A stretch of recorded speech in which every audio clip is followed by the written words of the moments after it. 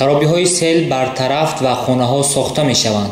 هنوز 20 ایون سال 2022 در ناحیه خراسان ولایت ختلان بر اثر باریدن باران زیاد سیل آمده به ساکنان ضرر رسانید. در نتیجه این آفت طبیعی 3 خانه پورا ویران شد و کم و بیش 30 خانه دیگر آبولای در آمده است.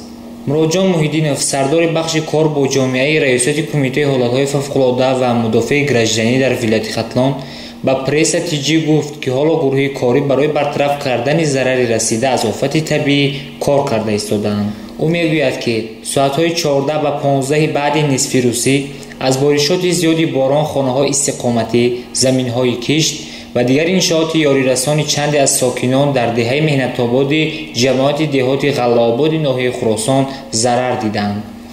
او افزود که سیل از منطقه آبگذری محله نظامبای دره آقسو آمده است. حالا گروه کاری فعالیت دارد ولی بنا به معلومات پیشگی 3 خانه استقامتی پورا خراب شده است و به 30 خانه دیگر شهروندان آب و گل در آمده است. بر اثر این آفت طبیعی کشتی زراعت ساکنان در زمین‌های نزد حولگی خراب شده است. بعداً بر اساس‌های آبکش و قبرهای آبگذر، خط‌های برق و راه ماشینگرد ضرر رسیده است. افزود او.